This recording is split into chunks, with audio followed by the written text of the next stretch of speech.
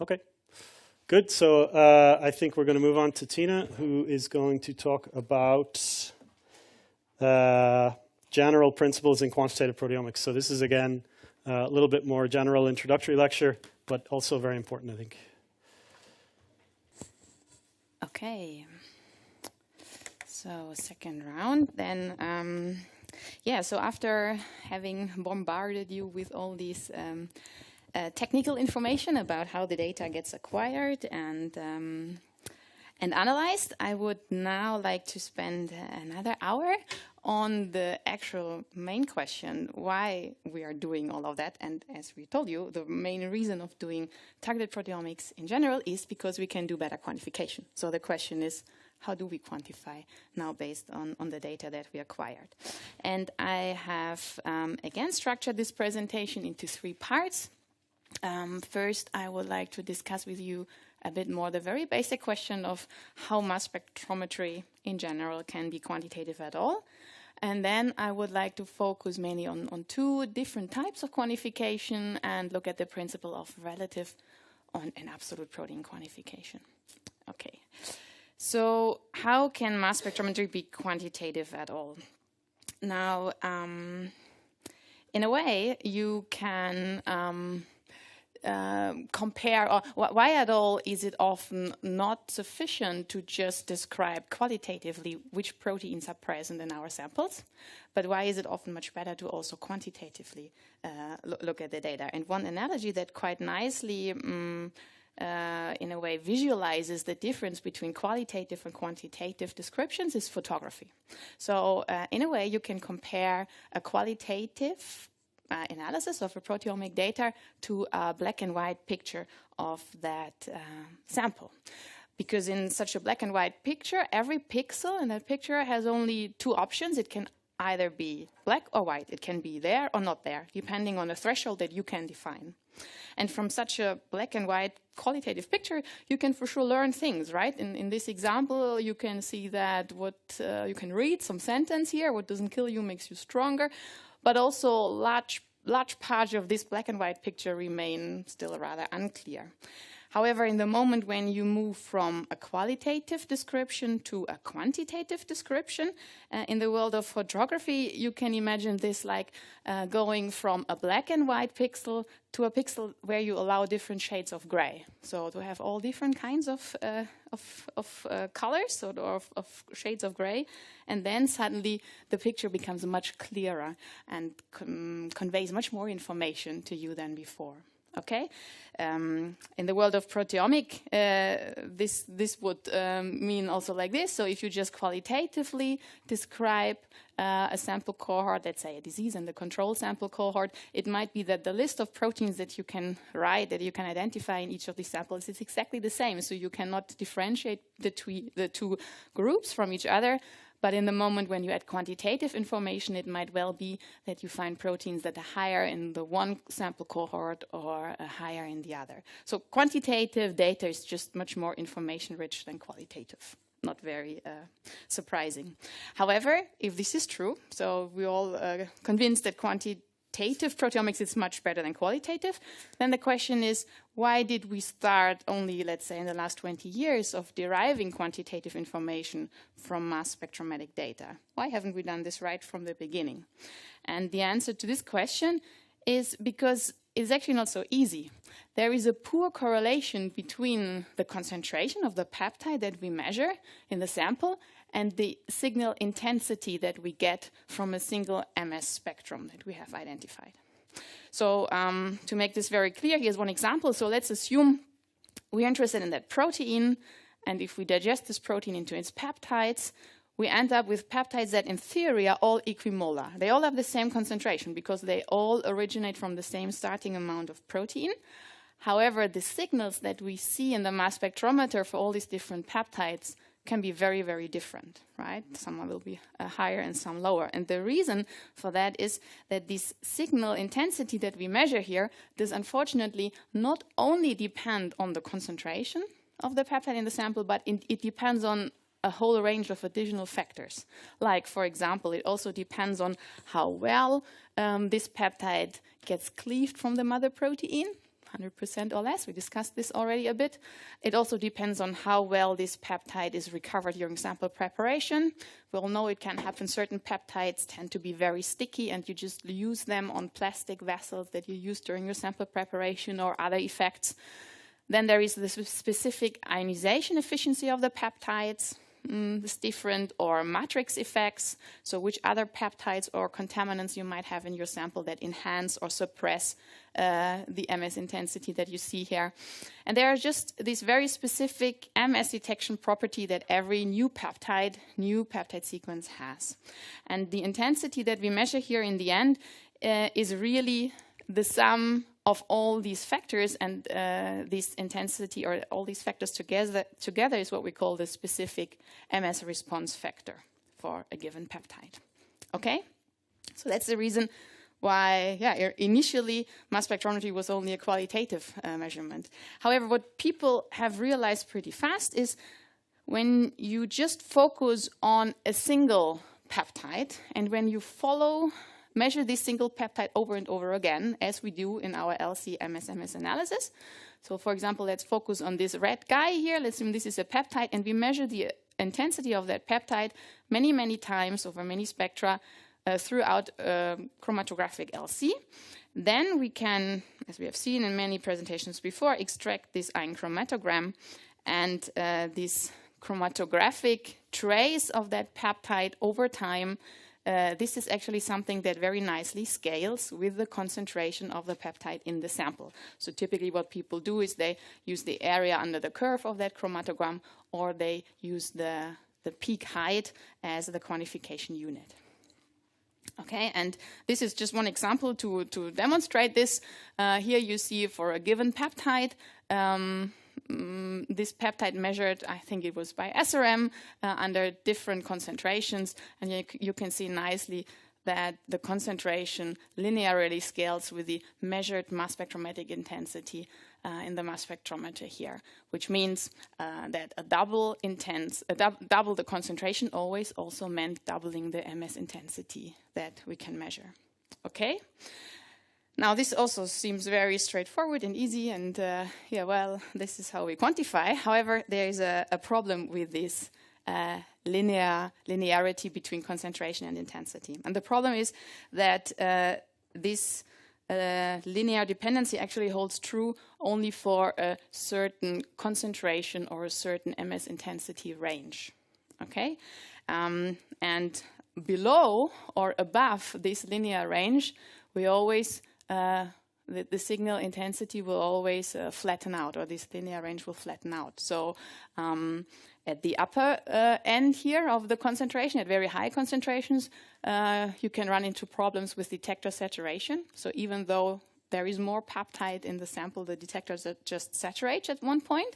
And at the lower end here, you run into problems with just measuring sample background at one point. So it's just the background, the noise, and then also the signal flattens out. And typically people define this upper end of this linear range as the upper limit of quantification, and this lower end here as the lower limit of quantification. And what's now very important to understand about this linear dynamic range is that for any type of mass spectrometric quantification, and it doesn't matter whether we're talking about shotgun or SRM quantification or SWATH, it is crucial that the intensities that you measure, so the peptides that you want to quantify, are actually coming, these measurement points are coming from this linear range, because only then the underlying assumption that there is a linear dependency between concentration and intensity holds true. And in the moment when just one of these 2 points shifts out of this range of linearity, then you will already get a wrong or more erroneous quantitative result. Okay? And here it really doesn't matter whether these 2 data points that we're talking about here are coming from label-free measurements. So then it would be 2 intensities that are measured in 2 different injections in a label-free quantitative analysis, or whether these are 2 data points coming from an isotope-labeled experiment where you measure a light and a heavy peptide in the sample. It holds true for any type of quantification we're looking at. Now, what makes this thing even a bit more complicated is that, unfortunately, this range of linearity is not something that you can just measure once for your sample, and then you know it in the future. But this range of linearity is actually something that is peptide dependent. So different peptide sequences have different ranges of linearity, and also mass spectrometer dependent. So in theory, if you want to do highly accurate quantification, you would first need to determine this range of linearity for your peptide and your setup, and then make sure you're always working in this confirmed linear range. However, this is of course not what people typically do in the field, just because, yeah, it's very tedious to do this. You will need a purified standard to determine this range of linearity in advance, and this cannot be done for thousands or tens of thousands of peptides, of course.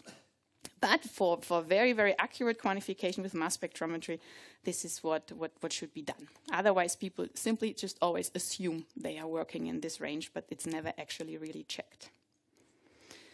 Okay, and then there is one more parameter that I would like to once more bring up, even though also Ben just mentioned it again. But it's for chromatography-based quantitative proteomics, an absolutely crucial parameter, and that's this parameter of cycle time.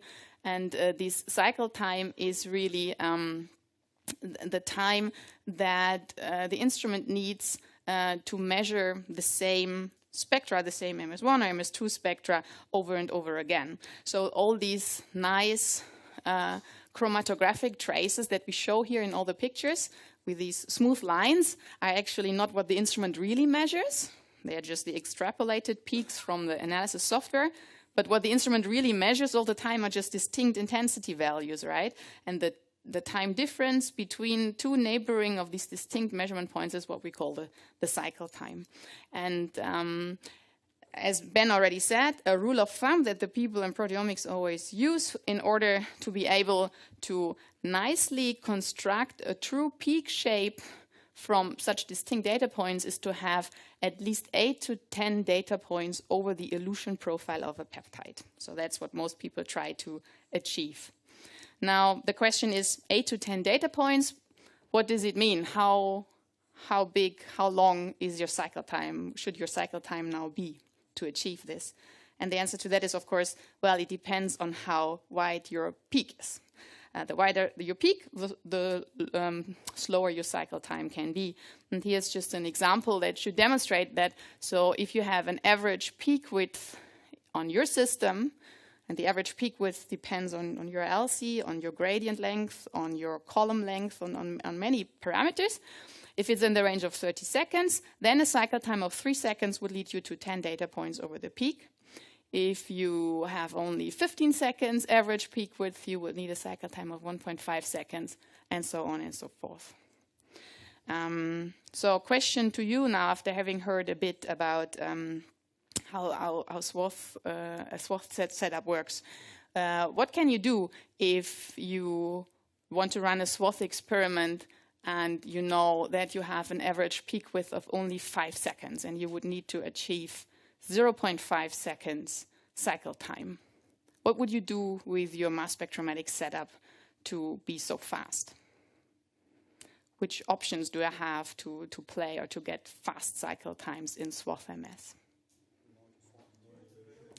Stop. There was one here. Like a larger swath range. Larger swath range? What do you mean with swath range? Isolation window. So larger isolation windows, exactly. Not 25 ml rosette, what was often mentioned here, but maybe 50. But there are disadvantages to this. We learned that, yeah? Big size resin medium in the column. So once more? Changing the column medium. So you would change the peak width, Sam. Yeah, that's of course also possible. Let's say we want to keep this very good chromatography of only 5 seconds. Resolution. Well, especially on Orbitrap instruments, you have the combination between resolution and your dwell time. So how long you measure certain spectra. Exactly, yeah, that's one thing you can do to be faster. Yeah? You can scan a smaller range. Super, don't go from 400 to 1,200, only go from 400 to 800. Super, one more thing there is. Faster MSMS, this goes into the same direction here, dwell time, cycle time. Yeah? Multiple injections. Multiple injection, that's the last one. Super, that's the other these are these 4 or 5 parameters you can play with, and you can try to get faster cycle times. But in the moment you do one thing, it always has a disadvantage as well. And the magic in SWATH is to find the right balance between all of them. And you will learn a bit more how to find that. Yeah, perfect. So this is just one more figure that also summarizes exactly all these things that we just mentioned to improve on your cycle time. Good. So now let's assume we are ready. We want to do a quantitative proteomic experiment. We decided whether we want to do SRM or SWATH or PRM.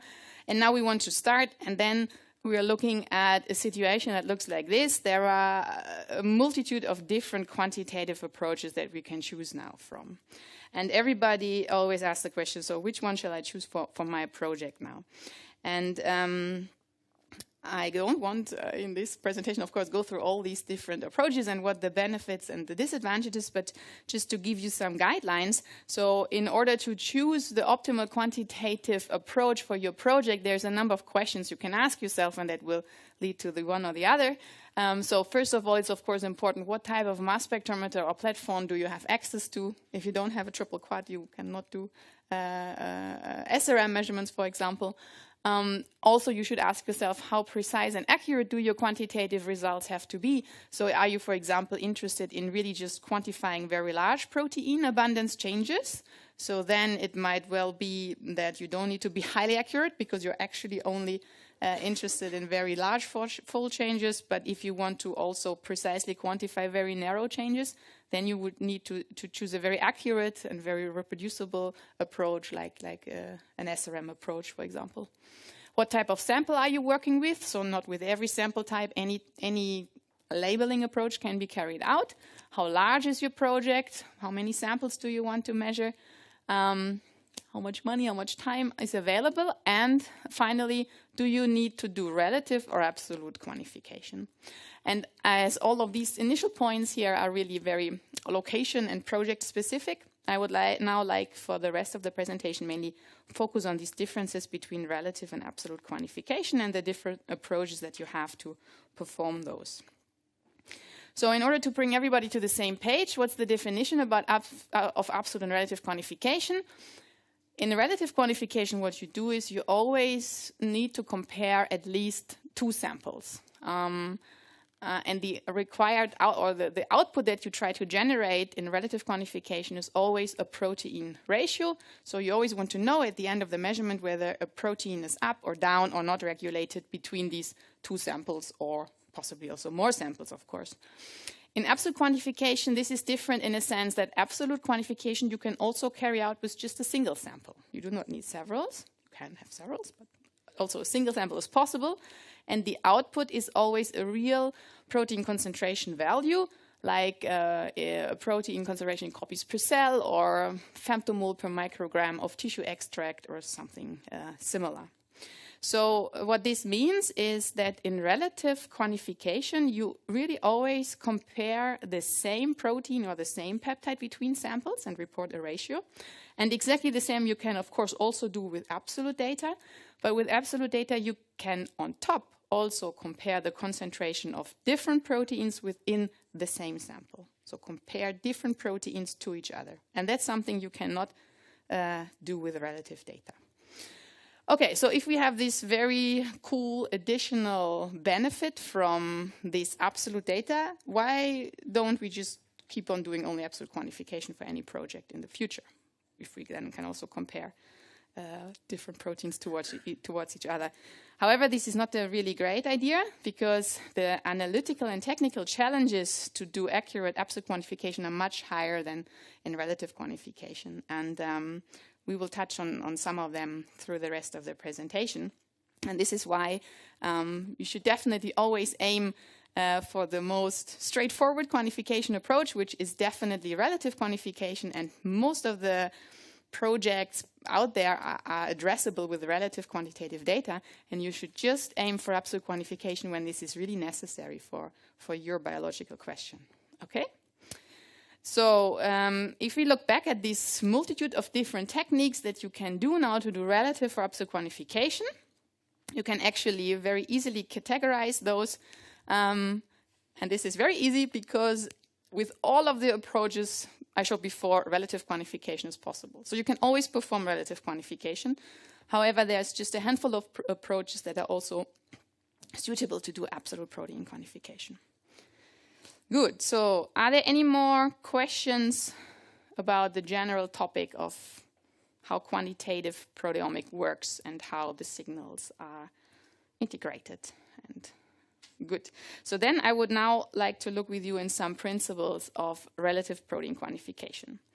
Because to do relative protein quantification, we have two generally different approaches. We can either do label-free relative quantification or label-based. And in order to make this very concrete, I wanted to look with you at one specific example and see what do we need to do now to label-free quantify this target peptide here with targeted proteomics. So let's assume this is our target peptide. We have a control and we have a DC sample. What do I need to do now to quantify this peptide with DIA SWATH? What do I need?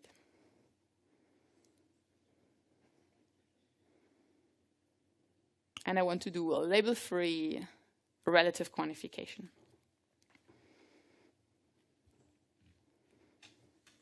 What do I need to measure it with SRM? Would be exactly the same, yeah? First, you need to construct a spectral library. A spectral library, exactly. Yeah, it's true. You need to have prior information about this peptide. If this peptide doesn't exist, you don't know anything about it, you cannot do a targeted analysis with it. Exactly.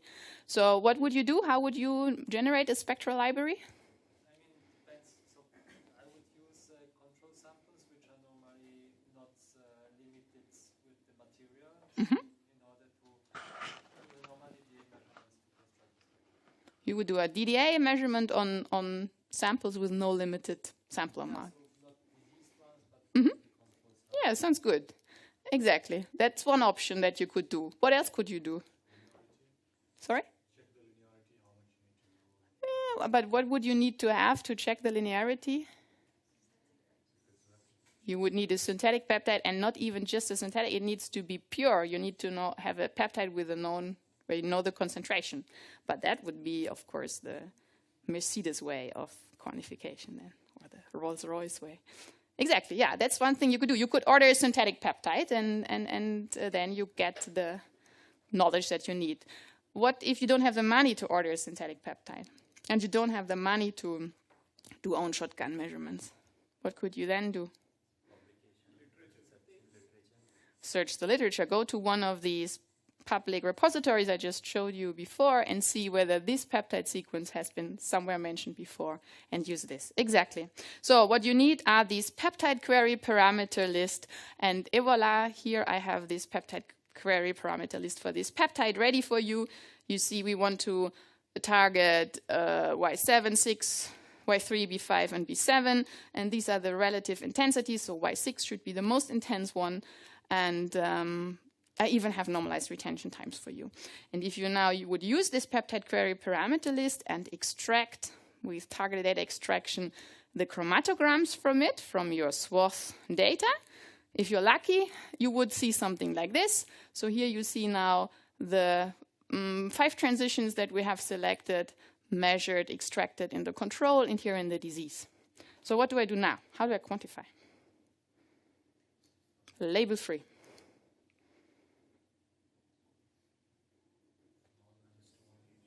Sorry? MS21s. What is an MS21?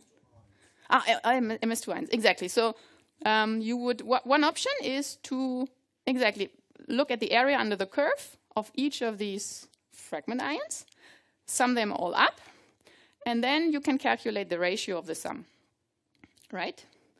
And that's absolutely one way to do it. That's, for example, also always the way Skyline does it. You first sum all the transition intensities and then compute the ratio. One very good side effect of this approach is that by summing up intensities, you put more weight on the high intense transitions than on the low intense ones. And in mass spectrometry, this is often something good to do because often the most intense transitions are also less noisy and of higher quality.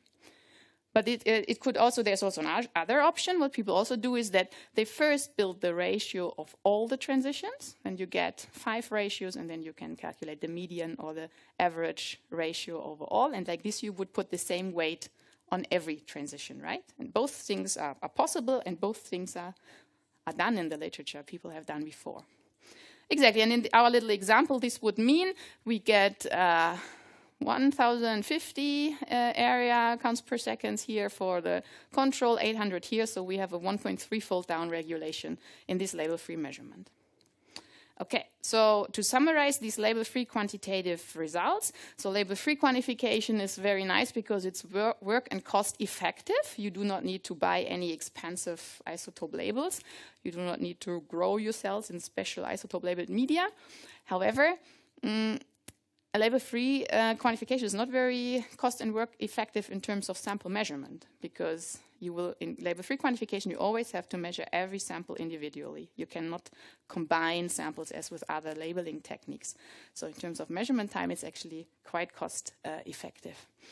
You can apply label-free quantification always to all identified and quantified proteins, so you can really perform proteome-wide analysis. You do not increase the sample complexity with label-free quantification because you do not add additional masses, additional peptides, and you can apply it to also very large data sets with hundreds of thousands of individual samples. However, the downside is that any variation that happens during your sample preparation, during your chromatography, or during your mass spectrometric measurement will, of course, immediately affect your quantitative results. So you really must work very reproducible in all stages of your workflow when you want to do good label-free quantification. And that's also the reason why label-free quantification is often less precise and accurate than isotope-labeled quantification. Okay, so now we looked at label-free quantification example. Let's play the same game for label-based quantification. Yeah, sure. Could you use the mic? Sorry, just to annoy people. Could you use the microphone? Sorry. 2 slides back. Yeah, here. Would it make sense to... Because you said there are 2 ways. Either you sum up all the transitions and then you do the ratio, or you first do the ratios and then I didn't get. And then you said you do the average or the sum, the average. Usually you could do the average, you could do the median also. The median. The median. Mm. But can we do the, like, I don't know, does it make sense to do the average of the transitions and then do the ratio instead of the sum? I think this is mathematically exactly the same, or that would lead to a very like, is this accepted, or people usually don't do this? It is accepted. There are publications, for sure, it's also published, where people have done exactly this. There is no real right or wrong common sense how to do it. However, for example, now with software that is used a lot, like Skyline, most people nowadays work with this summing of all transitions and then taking the ratio, simply because you put this different weight dependent on the intensity of the peak, which I think makes a lot of sense for many cases, because it's really good to have the high quality transitions counting more than the very low noisy ones. Yeah. Thanks. Yeah. You don't want to take the average of the ratios. You don't want to take the ratios and then take the average. You do want this weighting. I mean, we did experiments on that with Skyline and CPTAC 8 years ago, where the best experiment to measure this kind of thing is to do like 10 replicates of stuff that's not supposed to be changing, and then see if your method what's the variance in your method. And so we got higher CVs when we did averages of the ratios. If you do the average of the transitions and then take that ratio, that's the same as summing. That's what Gina's saying. So yeah. I think it really also I mean, if you have very good signals like these ones, it wouldn't matter at all whatever you're doing. Exactly, it gets always, the more closer you get to the noise. And exactly, so what Brandon has implemented in Skyline is what most of the people think is the best way to do it. but there are for sure also publications who have published it differently and still get reasonable results. Yeah. Individual ratios might be usable to check for outliers. Very good point. Put them into some or something like Exactly, exactly. That's also a very good reason, and that's also something that you can, for example, in Skyline do very easily. Maybe Brandon can also show something like this. So if you generate individual ratios on the transitions, don't use it for quantification, but just to spot transitions that have a significantly different ratio than others. Because in theory, you would expect that these relative intensities are always constant over all the samples. And you can spot outliers when you look at these ratios more easily, when they are sometimes having an interference. But that's more than to spot outliers and not so much for deriving the quantitative value you use then for quantification. Okay. Good. So label-based quantification. So this is just to wrap up once more the most important facts about label-based quantification. So what you do in stable isotope labeling, you always somehow need to incorporate one or several isotope labeled atoms into your reference molecules that you work with. And these, the whole theory why isotope labeling works is that these heavy labeled reference then are chemically identical to our light samples in the sample that we have in the samples, our light peptides in the samples. So because of this chemical identity, that means that these peptides should have exactly the same, so the heavy and the light should behave exactly the same in terms of sample preparation biases. So if you lose specific peptides due to attachment to surfaces, you should lose the same amount of the heavy than what you lose on the light. If you have chromatographic variation, ionization, different ionization efficiencies, different fragmentation patterns, all of these points should be exactly the same for the heavy and the light reference, and this is why you can account for anything that happens here on these steps by having the heavy reference present in your sample. And that also means, of course, that it's beneficial to put this heavy reference as early as possible in the sample preparation workflow, so that from the moment when it's present, you can account for what's happening later on. And in proteomics, we have three mainly used fields to incorporate these heavy isotope labeled atoms. So you can either do this by metabolic labeling, so you can simply grow your cell lines, your cells in isotope labeled media, and maybe the most popular representatives of this metabolic labeling is SciLag labeling or 15N labeling. Another general way to bring isotopes into your sample is by isotope tagging. So here you use the reactivity of the amino acid side chains or of the N or the C terminus of your peptides.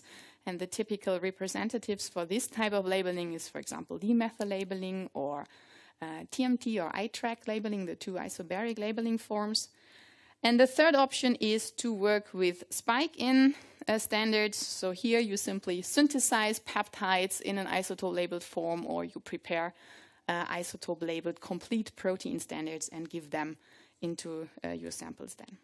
Okay, let's come back to our one example peptide here. And now let's play the game. What do you need to do if we now want to do label-based relative quantification? What do we need to do differently now if we plan a DIA or SWATH experiment and we want to do label-based relative quantification for this peptide? What do we need to do differently than before? Two sets of parameters. Mm-hmm. One for the label and one for the unlabeled. I should say you should talk into the microphone. But I repeat it for you exactly. So what's different before? First of all, we need to, of course, spike in, right? Or add somehow into our control, into our disease sample, this heavy reference molecule for that peptide. So we could, for example, order a synthetic peptide. And what's very important is we want to do relative quantification, so it actually doesn't matter what's the actual concentration of that spike in the sample.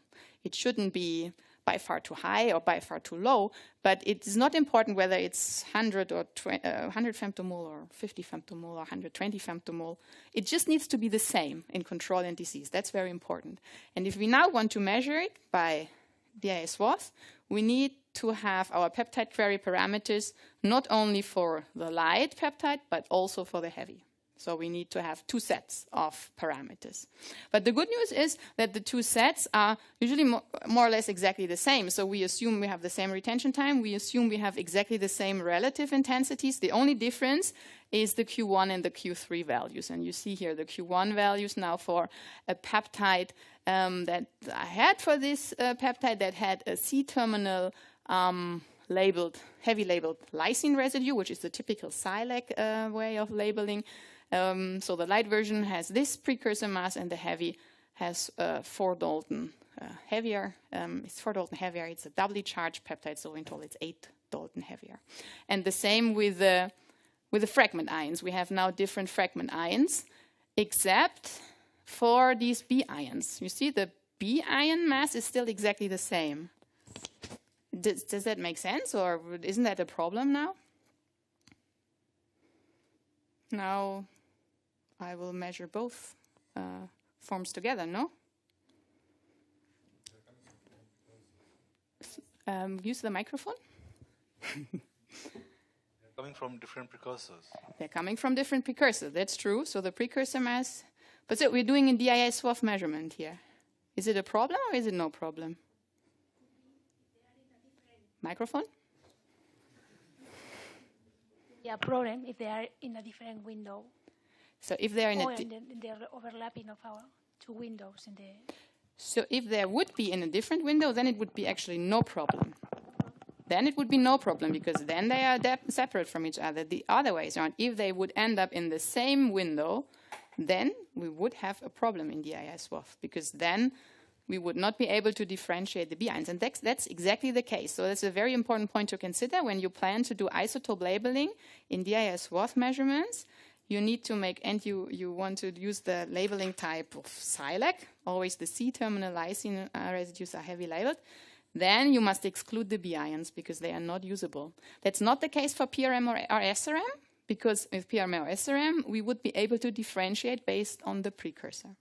And in this particular example, if we think about the standard SWATH setup with having this precursor isolation window always from 500 to 525, this would fall into the same window. So that would be a problematic peptide here. Great. Yeah, so be careful when you do DIA SWATH, which type of fragment ions you can use.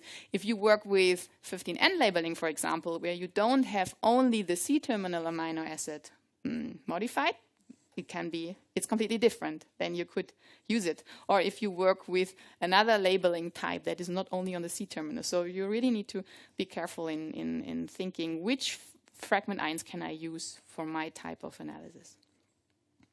Good. So now we get from our extracted targeted data extraction analysis, we get as a result 2 ratios for our control and for our disease. So you see that the light versus heavy ratio in the control is 1.37, and in the disease we get a ratio of 2. And now the final output that we would like to know, of course, is what's the ratio between the 2. And as we have spiked in the same amount, we can assume the blue curve is the same in both of these samples. So we can simply calculate the ratio between the samples by looking at the ratio of the ratios. So in this example, it would mean our peptide is 1.5-fold upregulated in the disease.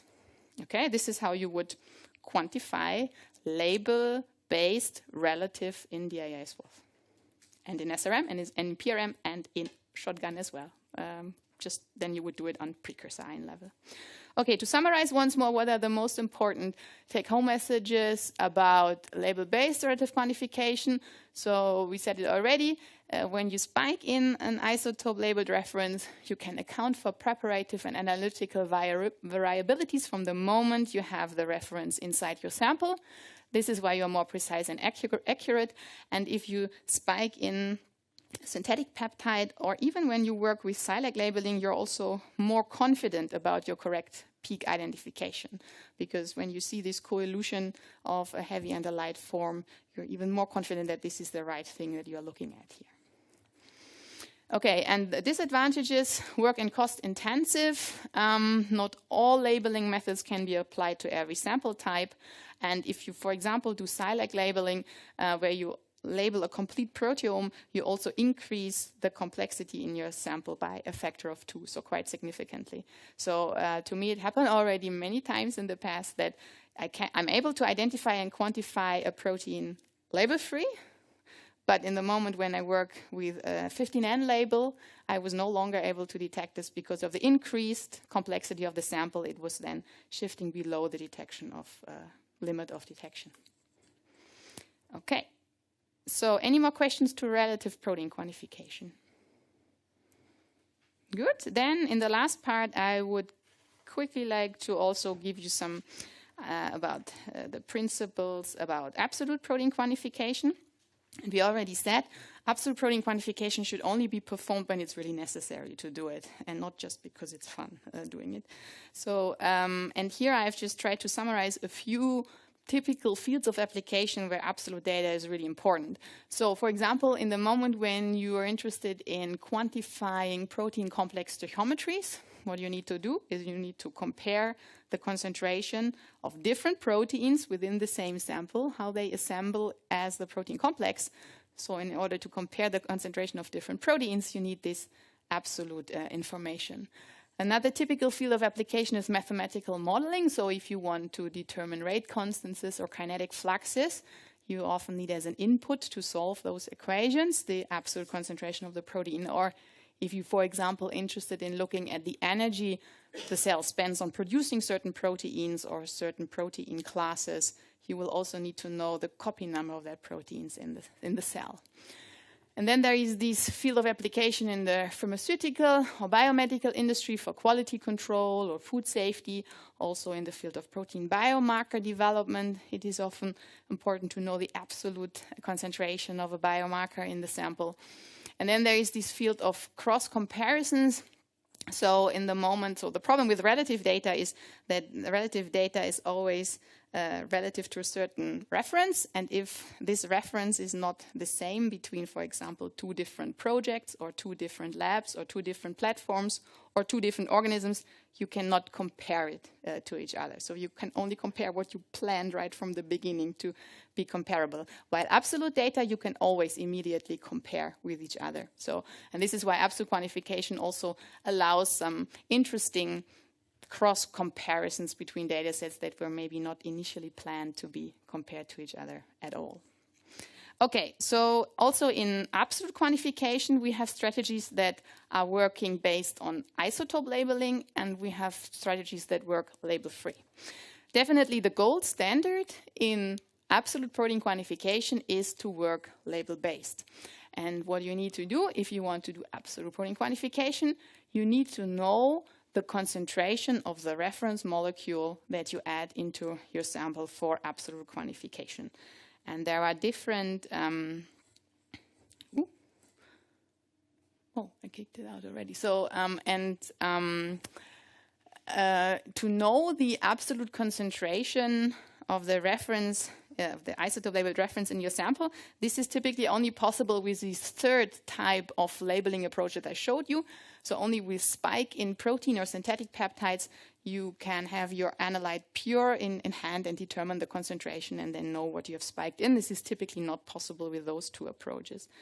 And people work with different molecules, reference molecules in the field. So most frequently, people work with synthetic aquapeptides, but also concatenated peptides or protein standards are used. So these synthetic peptides, just as our example peptide before, typically carry a C-terminally labeled lysine or arginine residue, and you can buy them from various companies in 2 forms. There's always the crude form, which is rather cheap. So you're saying you should know the crude peptide concentration, but if the manufacturer is different, batch variation, isn't it going to affect your absolute value of your protein? What do you, when the manufacturer is different? How do you know how pure these standards are?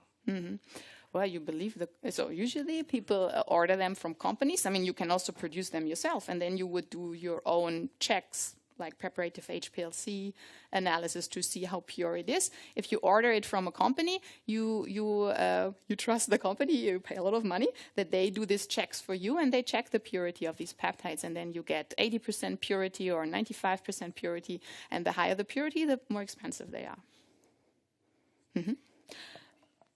But I agree with you that well, one big problem with these peptides is, for example, their stability, also over freezing thawing cycles and stuff like this. So even though the concentration when it left the company was X, it might be it's already different when it reaches you. So handling these pure peptide solutions is quite tricky. Yeah. But in the moment when you do relative quantification, as we already said, you're fine with these crude versions anyway, then I would never ever even dare ordering one of these pure peptides. The pure peptides, these what is called aqua or cis, stable-isotope labeled standard peptides, they are really the peptides you need only for absolute quantification, because only for them you will know the concentration. But even if you work with these peptides, the problem, and if you spike them in and do everything perfectly, the problem is that with these peptides you can still not account for any variabilities that happen before you spike in the peptide, which is during extraction of your proteins from the sample as well as digestion effects. You can also not account when you work with these synthetic peptides. Another version is these concatenated peptides. So what you do here is you clone different peptide sequences of interest for you, which can even come from completely different proteins, one after another onto one plasmid. And by that you create one big new protein, which you then overexpress and in a labeled medium. And when you then spike this overexpressed protein into your sample and digest it together with your sample, you generate up to 50 equimolar peptides together with your sample, and then you can use those for quantification. But also with these Q-concats, you cannot account for variabilities that happen during protein extraction and digestion, because these peptides can be digested quite differently than your endogenous proteins. And then we have the full-length recombinant protein, what people work with. Here you do exactly the same as with the Q-concats. You just overexpress the complete protein sequence, either in vivo or in vitro, isotope labeled. You purify it, you spike it in and co-digest it with your endogenous proteins. And the cool thing with these protein standards is that with those you can account for protein digestion variabilities. But even with those, you cannot account for extraction efficiency that you have, because also those are only spiked in after you have extracted the proteins from your cell. Okay, last game.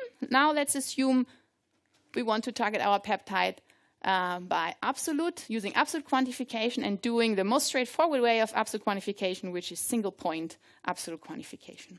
What do we need to do? Most straightforward way of absolute quantification compared to the isotope labeled relative quantification I showed you before. Use the microphone.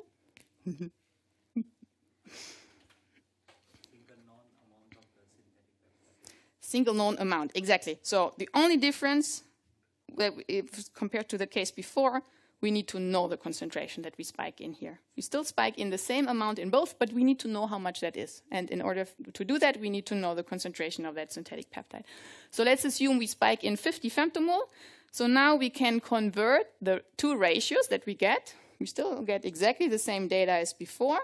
The only difference is that these two ratios that we've generated can now be transferred into a real concentration value by knowing that the blue curve is 50 femtomole per microgram. You can say now the red curve is 68.5 by assuming a linear response of our peptides.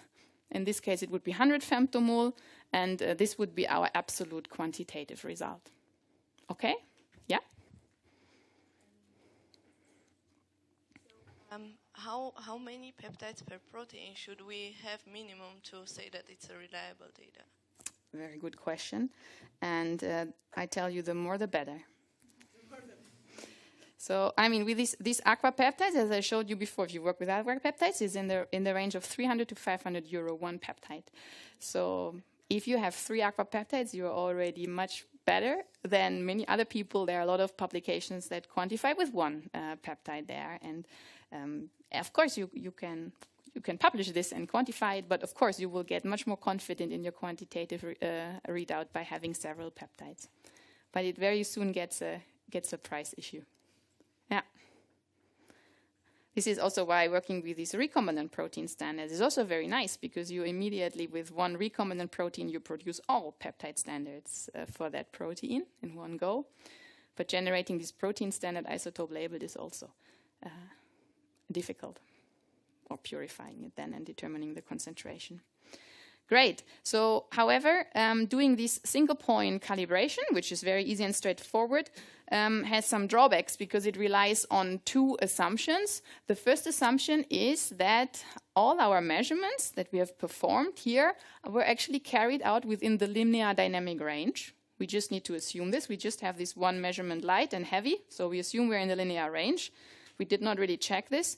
And we further assume that this linearity that we've seen has a signal intensity, has a slope of 1 and an x-intercept of 0. So just like this, with this very easy mathematical equation, we can say, okay, this intensity is 50 femtomole, a 1.37-fold increase is then 68.5 femtomole. And these two assumptions are also very often quite valid, but they don't necessarily always hold true. And this is why it's much better to not do single point, but to do multiple point calibration curves when you do absolute absolute quantification. So what you do is you take your internal standard and you spike it in with different concentration into your sample. You prepare a dilution series, your endogenous peptide stays always the same, but your internal standard, you make a dilution series and you determine the linear equation based on your internal standard and then quantify based on that. So with this, you have the advantage that you can account also for linear peptide responses that do not have a slope of 1 and an x-intercept of 0. But it requires that you do multiple injections per sample, right? Because you need to have all these different concentrations in there. So what people usually do is they generate one external calibration curve once, and then use this linear equation to do absolute quantification on all the samples. That's the most straightforward way to do it. Okay, any more questions to this label-based absolute quantification? Then, yeah? Slide. Yeah. You say you can do one calibration curve. How long can we use? As long as the instrument is running continuously, or there is a kind of service or parts replacement, don't you have to do recalibration again? Yeah, so what you do with this external calibration curve is that you do not do this external calibration curve you have on this axis the absolute intensity, but you do the external calibration curve relative, again, to a standard. So you look at only the ratio intensity, and the standard you measure then also in all your other samples later on. So you can, like this, you can then account for the fact that the intensity of your measurement in 2 weeks changes a bit because it gets less sensitive or stuff like that. So you wouldn't just take the calibration curve here with the absolute intensity, but you would make a relative calibration curve to a standard, an internal standard again. That's how people approach that usually. Good, and just the last few comments for people who might be interested, because there are also approaches, especially in the last 5 to 10 years, where people try to do absolute label-free quantification. And also Rudy presented this one slide in his initial presentation about absolute label-free abundance estimation of proteins. And people have published papers about this absolute label-free using all the different quantification units that we have in proteomics. So people have used spectral counting for that, coming from shotgun data. They've also used precursor ion intensities coming from shotgun data, but also fragment ion intensities coming from targeted data or SWATH data. And no matter which of these quantification units from mass spectrometry you work with, then people have developed different algorithms to compute based on the counts or intensities that you measure here, the absolute concentration of the proteins in the sample. And I don't want to go now into any details here. If you're interested in this, you can come and see me anytime. But I just want to make this brief statement, general statement, that with any of these approaches, what the people try to do is to generate one reference calibration curve per proteome. So they just use a few proteins of a proteome. They generate the calibration curve, and they use this curve then to convert the intensities of all the measured protein into an absolute concentration. While in absolute label-free, in absolute label-based quantification, you work with one reference per peptide, right, or one reference per analyte. And this is why this absolute label-based quantification is, of course, much more precise. So average coefficient of variance with an aquapeptide approach is definitely below 10% or so what you typically achieve, but it's expensive and just applicable for a few proteins that you quantify then very accurately. While the big advantage of doing these absolute label-free abundance estimations is that you can do it on a very large scale, proteome-wide, for thousands of peptides and proteins, but you expect that the error that you make with this type of abundance estimation is in the range of twofold. So the concentration that you will end up with is in average twofold off from the true concentration. And when we look back at this initial slide that I showed you with the different applications of absolute quantification, I think that especially for these applications, when you look at stoichiometries or in the pharmaceutical industry or for biomarkers, in these cases, it really absolutely matters to have very accurate absolute protein quantification, though these approaches you should rather use isotope labeling approaches that I showed you, but especially for this mathematical modeling or for global data cross-comparisons, where it is often important to have a lot of proteins absolutely quantified, also these label-free approaches can definitely be a valid approach from which you can draw a lot of useful information. Okay, with this, I'm at the end. I'd just like to summarize a few take-home messages. So I hope that you all keep in mind that protein quantification is based on one assumption, no matter which type of approach you work with.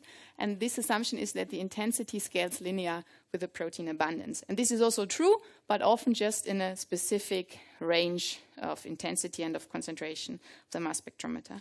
And depending on factors like which precision or accuracy do you need, what sample you are working with, how many samples you have, how much money, and whether you're aiming for relative or absolute quantification, you should choose the quantitative strategy accordingly. And I hope that I could give you some guidelines on the different options that you have and which would be advantages and disadvantages. And even though I spoke now almost 1 hour on protein quantification, there are also a lot of points I haven't even touched so far at all. For example, I didn't talk about all the sample preparations issue that came up, especially with absolute quantification. I didn't talk about data normalization, which is often very important for good quantitation. I always just completely omitted the fact that we are measuring peptides, but that we want to measure quantify proteins. Or statistical considerations, so depending on which fold change you would like to statistically significant measure, how many replicates should you do and stuff like this. But luckily, we have a whole week of course, and I'm sure that many of these points, I know that many of these points will come up over and over again. And if not, go and ask questions as much as possible. Thanks for your attention. If there are questions, I'm happy to answer them.